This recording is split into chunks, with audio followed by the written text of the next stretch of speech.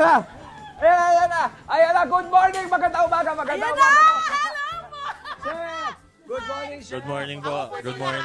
Kayo Good po si morning. Chef. Chef Ras po. Ayan. Chef Ras, bati ka naman sa inyong mga client, mga customer. Hello po. Good morning po. Chef Ras po from Cagaya. At balita ko walang kagaya itong restaurant niyo.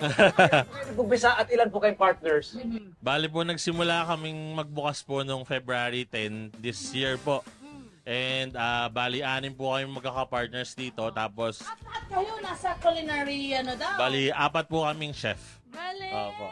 Yes. And then, paano nyo inumpisahan at paano kayo nag-decide na manok ang inyong ihahain sa inyong mga customer? Well, dati po kasi, para sa amin po kasi, nung sinimula namin to, syempre nag-research po kami. And Opo. ang mga Pilipino po kasi basta sa manok, talagang pangmalakasan po tayo dyan eh. Tama. And sinubukan po namin kahit papaano magbigay ng konting twist sa natural na fried chicken na nakasanayan po nating lahat. Friend, ang laki ng chicken nila. Talaga? Aba, Malaki masubukan na niya. yung mukha ko, pero nawala yung Ito yung mga ilan sa mga bestseller niya po. Yes, Ito yung mga po. fried chicken Yes. series. Oh, abang. Joy Mort, abang. Angat yung pagkain sa bibig. Abang. Diba? Joy Mort, sa akin. Abang. Ilang tao pwede ito? Pang isang tao lang ito. Well, kung katulad ko po, isang tao. Pero yung normal po, minsan 2 po, kaya pa eh. Ayan, ang laki nito eh, di ba? Di ba? Tapos itong tinitikman ngayon ni Pet, anong flavor yan? Bali, ito po yung mango habanero po. Ito sa mga bestsellers natin. And yung sa inyo naman po is yung plain. Sarap. And we also have po yung Korean barbecue saka honey garlic po. Paano niyo pinuproduce yung mga kanya-kanyang flavor ng chicken? Bali po, lahat po yan ginagawa po namin dito sa kitchen namin from scratch. And then, yun po, after frying po, nilalagay po namin siya. Depende po sa preference po ng customer. At pwede din ba ito take out? Yes po, pwede po kaming take out and within the area po is nagde-deliver din po kami.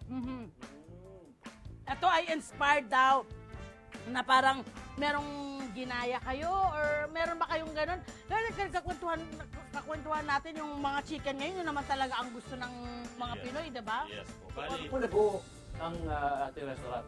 so, bali po, dito kayo sa Cagaya po naniniwala kami na imitation is the highest form of tribute po. Tama naman. Wherein halos lahat naman po when it comes to food business, kung ano po yung trending, ano yung uso, yun po yung usually lumalabas. So, Totoo naman. based on research po namin, isa po yung chicken po doon. And then, para naman po maging sariling sa amin siya, nilagyan po namin siya ng konting twist para po maiba naman siya sa normal na... So, alam mo, Pet, di ba, pagdating sa mga ganito, lalo na kung lagi ito lahat, pare-pareho na kayong chicken sa paligid, kailangan talaga merong unique sa inyo, ano yung kakaiba sa inyo. Di ba? Para hindi na kayo pag-usapan, curious sila, titikman nila iba't ibang flavor. Opo. And since marami po kaming flavors, Correct. kahit araw-arawin nyo po, hindi kayo magsasawa. Marami kayong partner. Marami kayong mga kamag-anak nyo, mga matatalalit nyo, mga kaibigan kayo, magkakasama. Sa lakas ng samahan nyo, pwede kayong you could have chosen na sa ibang lugar. Bakit yung napili dito sa barangay? Yes po. So dito po kasi, just so happens na may vacant lot po dito. Correct, ito. And since malapit po siya dun sa bagong bukas na highway po. So Yun. we decided na dito po namin siya i-put up. And since sarili po yung lupa, is para nagkaroon po ng menos sa... Yun ang sasabihin ko. Alam ko na tong strategy na to. Ano to, yung para sa ginagastos, para mabawasan. At hindi lang yan. Bawi sa overhead. Oo. At hindi lang yan. Yung mga tao dito sa barangay, kayo yung pupuntahan kasi kayo sila lang nandito eh. Ang nangyayari sa ganito mga community, yung restaurant sa community, di ba? Umaangat ngayon, di ba? Nagkakaroon ng premium din yung barangay, yung community. Di ba? Maayos na kainan, maayos na pagkain, di ba? Mataas ang kalidad, di ba? At saka, nakaka-proud. Actually, nakakaingit nga eh. Correct. Na magkaroon ng ganito mga yung barangay. Alam nga nakakaingit. Alam nyo ba na may 10 piso silang May ino-offer? 10 piso agahan din sila dito sa barangay Banaba. Ano 10 piso na yan? Dito po kasi sa Cagaya, gusto po namin na kahit sino po pwedeng kumain.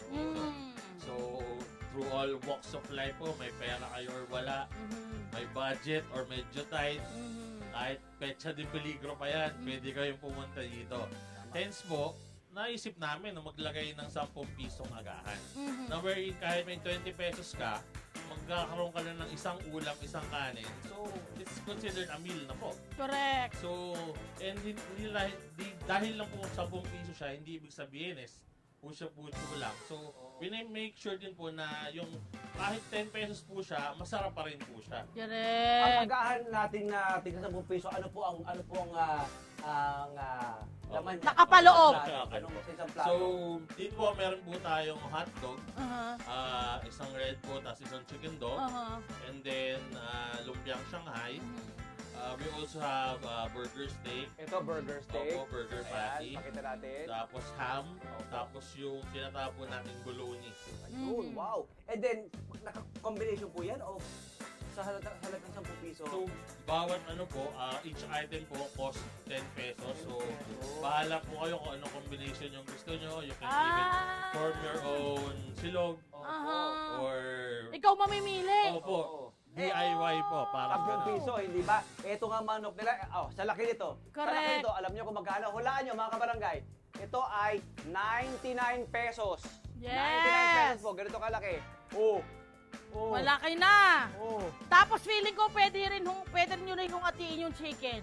Kasi laki. Oo, Parang laki. pwedeng pang 2 tao, my friend. Tama, my friend. Pwedeng pang 2 tao Ayan. ito. Talagang hindi malulugi. Talagang napaka-economical nung ating inihahain. Pero, may quality naman yung ginagawa nila. Ano advice ang may bibigay mo po sa mga katulad nyo na gusto magkaroon ng ganitong negosyo? Pero kasi ang kombinasyon nila, mga kabarangay, medyo unique. Kasi may magka-partner kayo siguro kasi kamag-anak nyo. Puro kamag-anak kayo. Ito naman yung kombinasyon ng mga kaibigan at kamag-anak. Correct.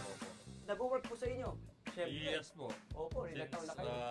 Matagal na rin po kasi kami magkakalala ng mga chef na magkakaibigan po Oo. kasi pare-pareho po kami na pinanggalingan na school po. Eskwelahan.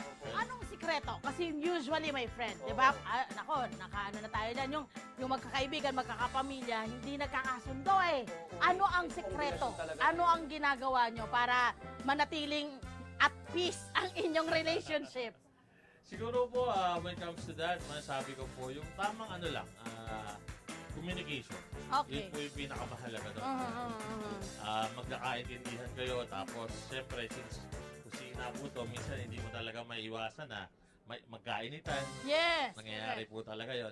Sa amin lang po siguro, when it works is, siguro we respect each other enough na talaga pong pag may halimbawa, may nagkamali sa isang ganun, sasabihin namin yung pagkakamali mo, yung call out namin, para hindi po maabot sa point na nagtataniman kayo. Yun! Yun po yung, yes po, yes. We Correct. call out each other up front. Yes, Kasi ganun yes. With respect. Yes, When with you call respect, out. always. Yun Pero talaga yung mga may way magkakaibigang talaga eh. tunay, Correct. mga Okay. magkakamag-anak. Bukod sa mga ito, ano pa yung mga iba yung mga pagkain? Balita ko. Marami unique. pa. Oo, meron silang, ano yung egg balado? Meron pang pancake ni Manong. Yes po. So, Ayan. yan po Kahit yung pa. mga naisip din namin na we have po yung egg balado na it's like boiled egg po na may special sauce po. Yung may tinatawag naming sambal. Yung from ano po, Yeah. international... Ang cute nila. Yung lahat ng pinag-aralan nila ngayon sa culinary school nila, nilalagay nila ngayon, ina-apply nila dito sa mga produkto nila. That's very nice. Tama rin face, no? Correct! Sarap nun! Usay. Maraming salamat, Jamra! Thank you rin. Hi! Sumama naman sa profile, mga Kanet 25. This is Love and New Verbo. For more love, Tunipet, and Arafang updates, just click the subscribe button and follow us on our Net25 social media pages at Net25 TV and Net25 Entertainment Facebook. See ya. I love ya.